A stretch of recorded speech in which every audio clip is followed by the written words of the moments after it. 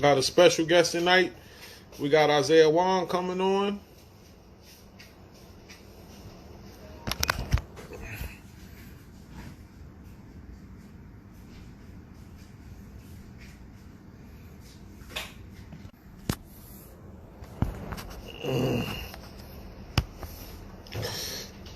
How everybody doing? I hope everybody having a good day. What's up, Mr. Wong? Just checked in. Send me a request, and we're going to get started. Get this interview going. I'm excited to learn about the young fella.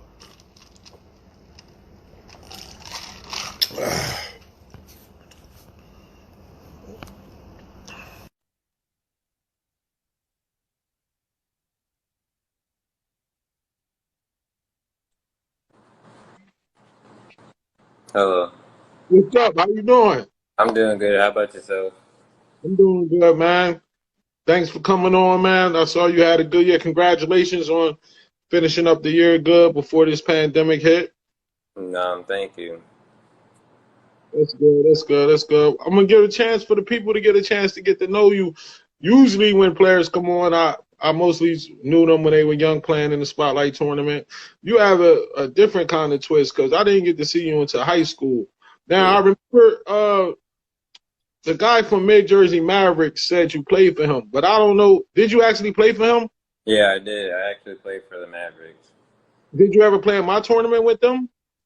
Well, I didn't remember you in it, but he said you played on their team, so I didn't know if you played in the tournament or not. I played with like a whole bunch of teams, like Justin Rosano. Yeah. Team Nation or something. Yeah. Yeah, I played on that team with him. I might have played on what y'all played in. Okay. That's cool. So let's get going. I'm gonna take you back. Take me back to South Brunswick Middle School. You definitely a dynamic player. Then scored almost 800 points in 2 years, 7th or 8th grade year. Take me back to that, and how was that experience? 7th grade year was a great experience for me. It was like playing up with the 8th graders. When I was in 7th grade, I was playing up with older people, and I felt like I could really play basketball. I could really play with them, and it was like the whole season was like a great feeling. And we won a couple of games. I won some tough games, and it was just a fun experience in middle school. And it was like I was a man too on the team. So it was like everybody trusted me, and I was like low key like famous in the school. So that was like it was a good feeling for me in middle school. Then 8th grade came in, and it was like our whole team was like stacked of like 6-footers. So back in 8th grade, it was like everybody feared that. So we went like undefeated that season. Then I scored like 780 points. Then they put me on they put me at a picture of me at the school just to remember that it's a good thing. So then after the 8th grade year, you wind up down in Lawrenceville, New Jersey, Mercer County. From being in Middlesex County, now you go to high school in Mercer County. How did you end up at Notre Dame? I played for a AU team called the Mavericks, which it had me and my friends was on the team, so we all wanted to go to the same school. And the head coach for the Mavericks was the head coach for Notre Dame, so we went to Notre Dame with the head coach, and that's how I became Notre Dame. That's how I went to Notre Dame that first and second year, and that's all. Well, it's interesting because that summer I had your 8th grade year, I had ran into Rashawn Thompson. He had came down to my tournament. Me and him was talking, and he said, "I see you got all these 8th graders ranked, and you talking about all these eighth graders. I might got the best one. And he told me about you, but I had never seen you play before. So I told him, well, I never heard of him before. He was like, you will. And it seemed like y'all had a close relationship. Talk about your relationship with Coach Thompson. Me and Coach Thompson, we had a good relationship throughout our high school year. In eighth grade, when he was coming at me, wanting me to get to his school, I was like, that's a great opportunity for me and him to like. He was like the assistant coach too, so it was a great opportunity to be with him, and how he coached the game was good, and how he was like there for me. He was like the secondary like person, just checking up on me and all that, and giving me advice like throughout the high school season. And he would sometimes drive me to school if possible, if I needed a ride, or give me like a workout if he thinks something needed to get better. But he was a great person. Talk about when you first got to Notre Dame, some of the adjustments you had to make on and off the court.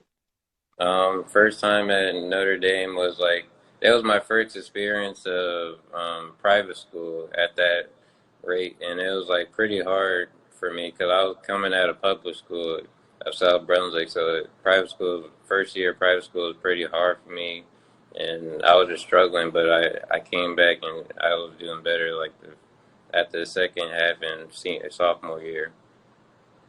That's when I saw you. Now, I first heard of you. One of my friends, like Thompson, told me about you, but I had a friend named Bruce that was a Trenton High fan, and I was down in that area, but I wasn't really going to games around there after Malachi Richardson and Trey Lowe left. I didn't really like. I was interested in high level players, so he called me and was like, "It's this freshman at Notre Dame that you need to come see." And I was like, "Bro, I ain't trying to come down there and waste my time." He like, "Nah, he got it." So I didn't get to see you during your sophomore year until your sophomore year. Y'all played Trenton High at Notre Dame.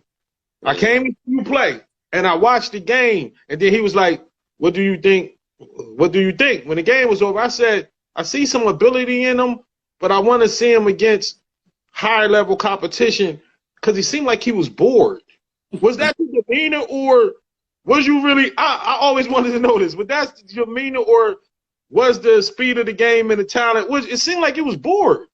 It was just like during the games I have like still face, but it's like sometimes I felt like in Mercer County like the competition wasn't like all that, but at Trenton, UN, all those teams, those are like the best competition. I like and plus Nottingham, those are like the good games we usually get. But it was like a lot of like teams that weren't like competing at our level, and there was like I feel like it was good competition, but like the Trenton, it was up and down competition, and I feel like I was not getting like bored, but it was like I can't be doing this for my 4 years because I'm not going to get like nationally ranked or nobody's going to see me play, so that's why I transferred.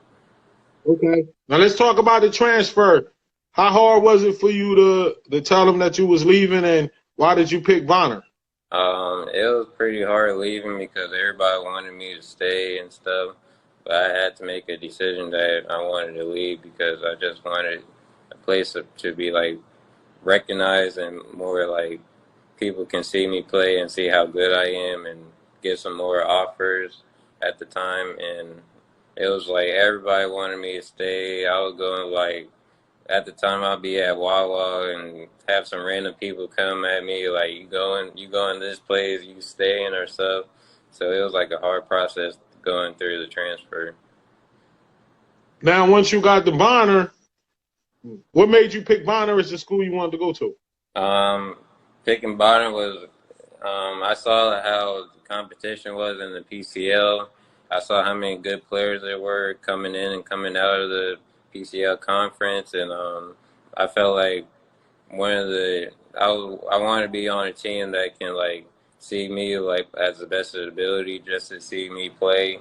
And Bonner was like a great place for me because there was like no point guard, and there was like they didn't have like a so-called like leader that can like lead the team. But like I felt like at Bonner they welcomed me And when I came there my junior year, they I was like pretty much the man of the team, like you, not like you, just like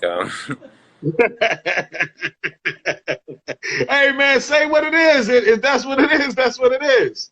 Well, I was pretty much like the leader of the team. Just it was me, Jerry, and Tyreek. We had like a big three, and we had some tough guards coming off the bench, and tough guard like Tyrese Watson.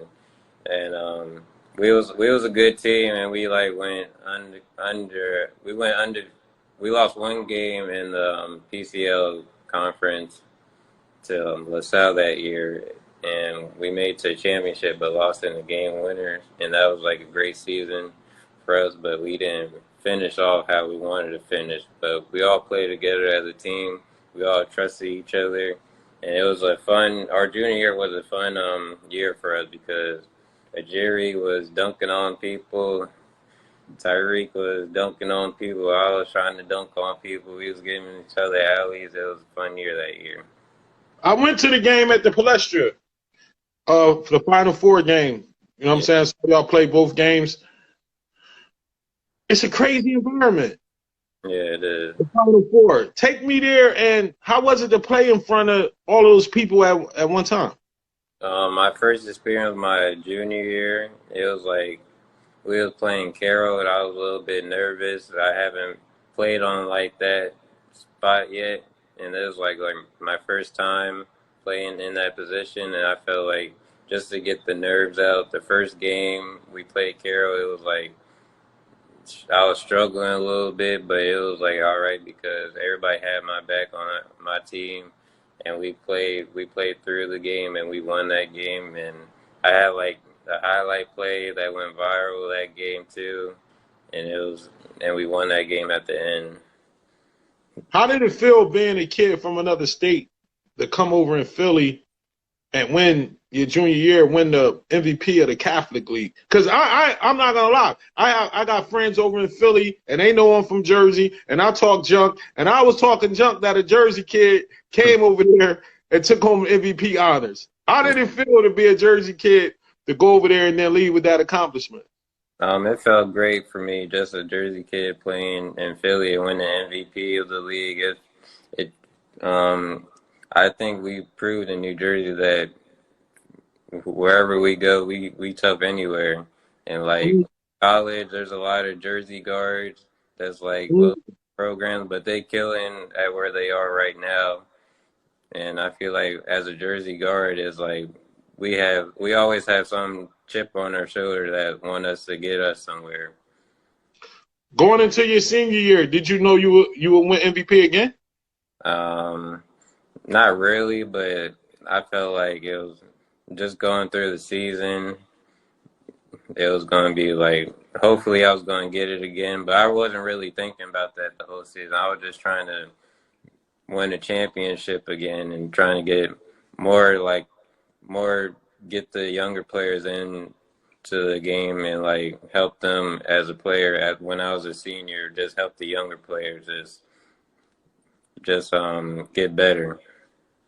Now, back-to-back MVPs. Where do you think you go down in the as one of the all-time Philly great guards? Where do you think you go down in there? I feel like top 5 or something. I don't really. I like that. I like that. I like that. And I gotta ask this question. I never saw you talk trash on the court. Yeah. You always had that demeanor when you did your work. Did you ever look at an opponent and be like, this dude can't stop me, I'm about to destroy him? In your own mind. Oh yeah, most definitely. That's how I feel about most players because I feel like I have like quicker speed than them, and they got to guard everything. They got to guard my long range 3-pointer. They got to guard me attacking the rim. And I feel like that's like sometimes you can't guard that because most defenders they not trying to pick you up like that.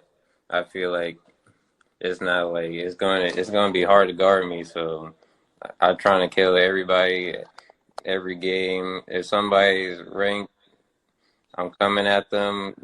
Mm. And if I get a bucket, I'm picking you up. if you're the best player on your team, I'm coming right at you. Mm.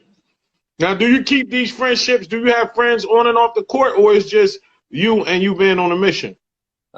I have friends on and off the court. It's just when we get on that court, it's like we both got something to prove, and like whoever comes out the best in that game is like that's what other people think. Like, man, that kid, he really proved his point that game that he trying to be the best and stuff. All right, let's switch gears a little bit. How did you end up where we are one? I was playing in Notre Dame, I think, my Mm-hmm. freshman or sophomore year, and this dude named Randy. He was I was in I was playing at Trent Catholic, and he saw me play a couple games, and he liked how I play, and he had like a cousin or something that went to my school, and Mm-hmm. he was affiliated with We Are One, and he was talking about how I should come to We Are One, and then more people came, like Terrell was talking to my mom and stuff, and Coach Thompson about going to We Are One as a program. And I was going, I wanted to be on a D1 circuit, so I felt like at the time, like that was the only team that was really like trying to recruit me to the team that was like going that high to like D1 circuit. All right, let's do a little name association. I'm gonna name a name, and then you tell me the first thing that comes to your mind. Um, Terrell Myers. Terrell Myers, he's a great person. He's always there for me. Until this day, he still is, and he's always saying something. What should I do right now? What should I do later? It's all a process. Like even through the bad games, he's always there. He's like, just trust the process. It's always going.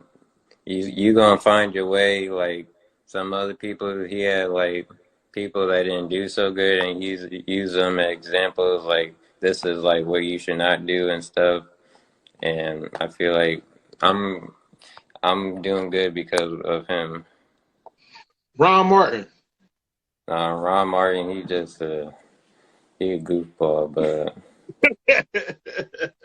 he's a funny man. But he's the plug. He hit me. He gives me stuff. He gives me rides. He's just there as a person. He gives me advice sometimes after games, and he's there sometimes. Darnell Vaughn. Darnell, he's a person. He's like, if you want to get some extra work in, he'll drive. He'll be in another state, come the next day just to get a workout in. And I appreciate him for that. Rennie Austin. Rennie, um, I'm not really in. I don't really talk to Rennie like that. Okay. Now let's go playing up on the 16U. What you remember most about that season? Playing with Eric Ayala. I mean, playing up on the 16U and Um, winning the championship. What you remember? What's your most memorable time of that season? um, my most memorable time was in Georgia when we was in the playoffs. We was I remember it was like in the playoffs. I was looking at Eric Ayala, and he was like in a different gear the whole trip. I was like, I never seen this part of Eric Ayala before. He just he's been a different man. Like in the season, I thought he was really like he wasn't like he was like lackadaisical, but like in the playoffs, he really a player to not be messed with. Like I remember I shot a shot. He comes in, put back dunk, and he hasn't dunked this whole season. When did you know that you were different than a lot of your peers in this game? Um, I didn't really think I was different, but I was like the way I played. It was like, let me think. Um, I was just the way I seek like competition. It was like every time I play against like competition, like good competition that I expected to be like way better. Like I expected like D1 circuit. My first year playing on D1 circuit, it was like a lot of players that wasn't like up to my par. I felt like, and it was like that. That's when I realized like this is like what I could do, and this is like I can be like something. What was your toughest Who was your a few players that was your toughest competition on the AAU circuit? Um, Team Charlotte. My first year, we played Devon Dotson. He went to Kansas. Yeah, he was tough. He was a tough player. He gave us like 30 that game. And he was tough to guard. He was a really fast guard, and he liked to get to the basket a lot. And they like Team Charlotte. All they do is play tough basketball. They play like street ball where they get physical with you, and that's like hard to play against. Now let's talk about how was the experience at Steph Curry camp. The experience at Curry camp was great. It was a lot of great players there, a lot of future NBA players there. I saw a couple NBA players like Steph Curry, Kent Bazemore. They was there, and Seth Curry was there, and they was helping us throughout the whole camp, telling us what to do, how to get better, and look at film and stuff, and practice what Steph Curry practices every day. And we saw him work out and stuff, and it was a great place to be at the time.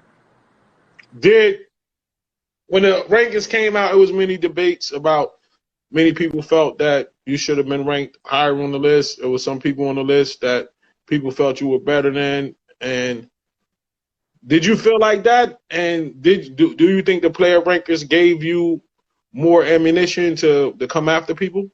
Most definitely. I felt like the rankings was like, I didn't feel like the ranking, I never felt like the ranking was like really accurate, but it was like the people like that was ranked above me. It was like I saw these people play. They wasn't playing like me. Like I went to the top 100 camp, Mm-hmm.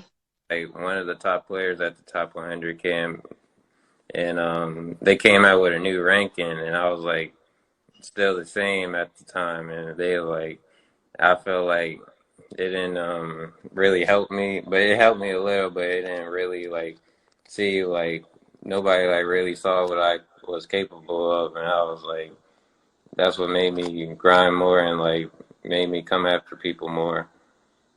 Mm. Now, do you think that was a blessing in disguise that that kind of attitude helped you once you got to the college level?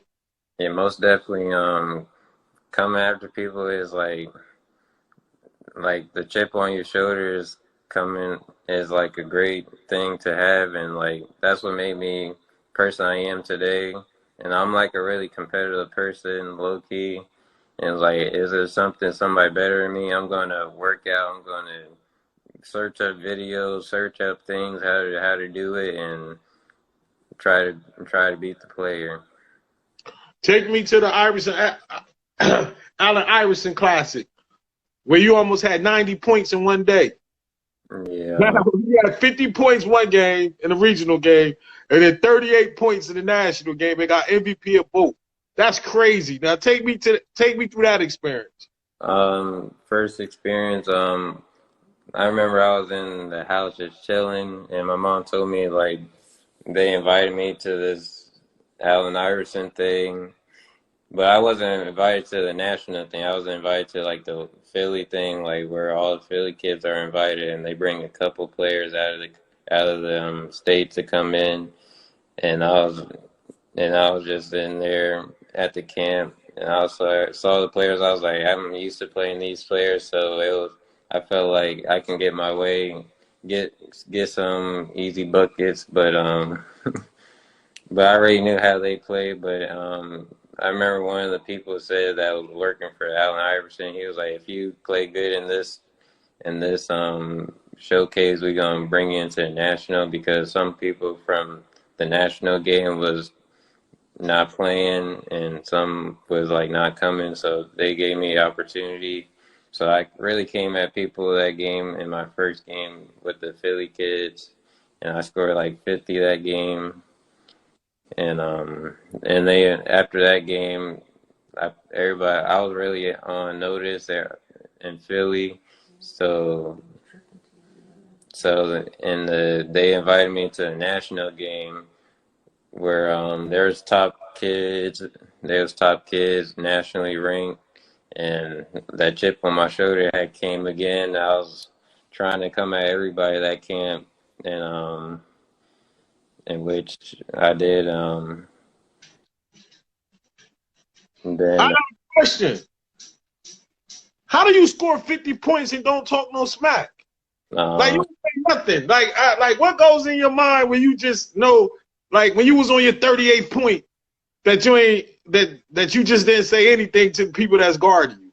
I feel like in the game, if I start talking smack, this is gonna backfire on me.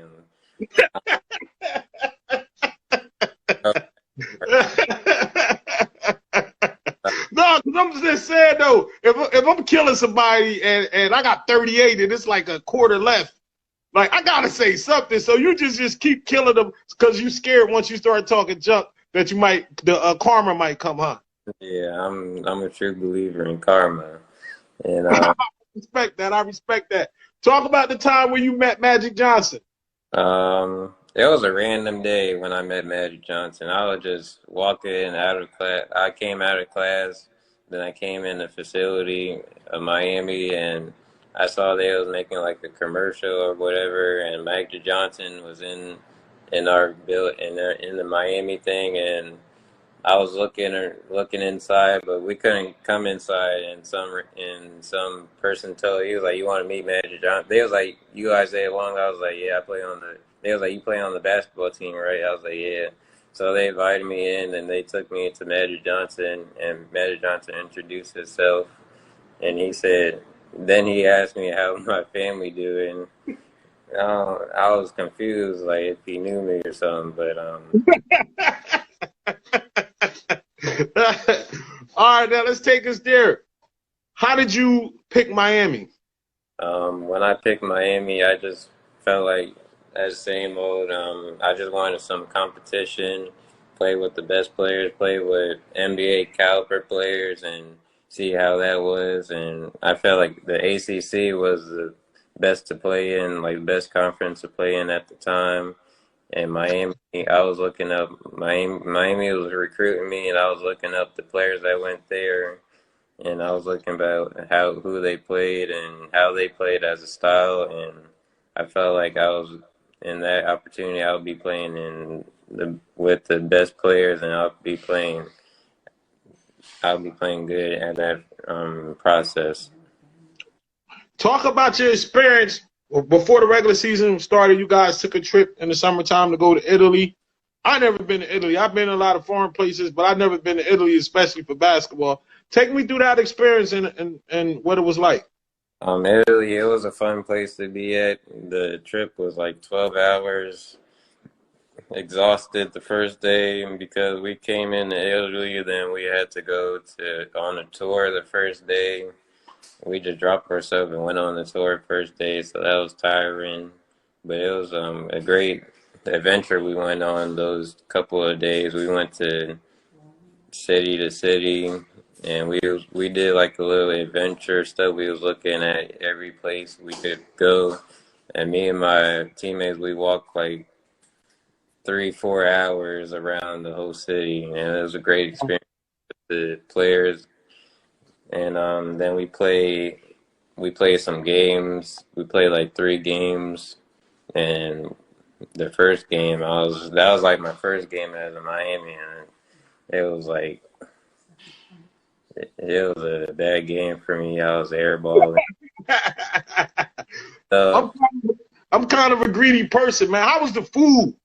the food was decent, but it was like went to some good restaurants that had some good food. Then after that, it was straight McDonald's after all that, and it was like a great. The food was good, but after it was straight McDonald's.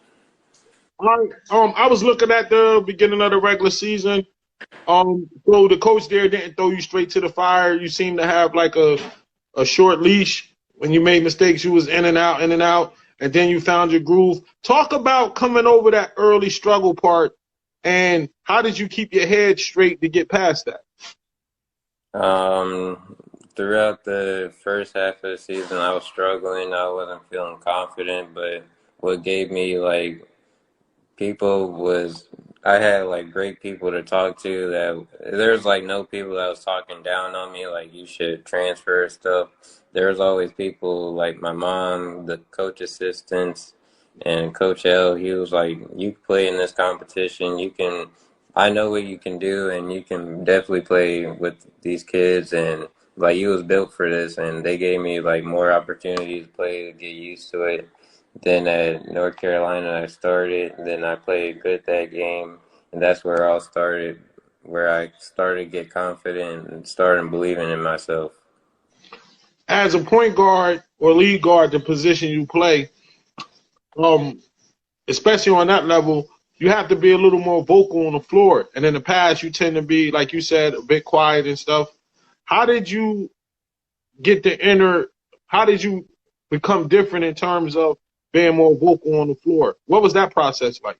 The process was like just like the beginning of the season. I wasn't really like talking. I was just getting used to the players and like trying to learn more. Just trying to learn. It's yeah, just trying to learn this first half of the season, and I was just struggling a little bit learning. But when I got the groove, I started knowing like more plays, knowing like what the players can do on the team, and like watching more film on players and trying to help the team and help myself and being better.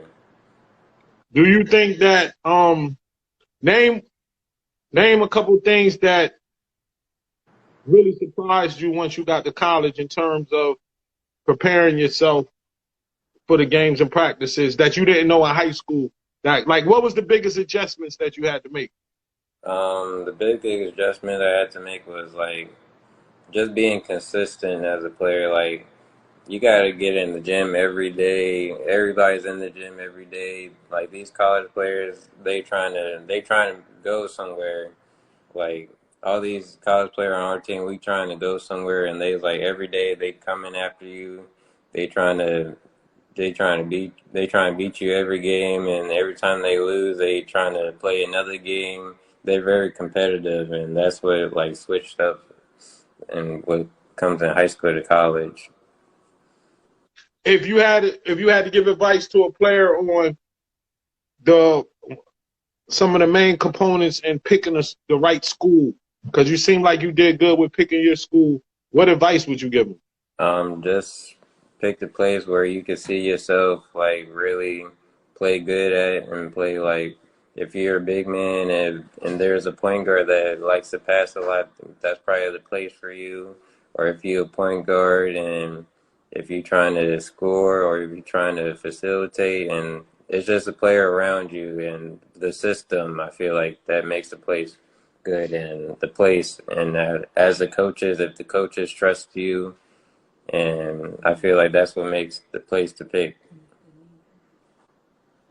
Often when players have decent years, especially a breakout year, you had did good towards the end.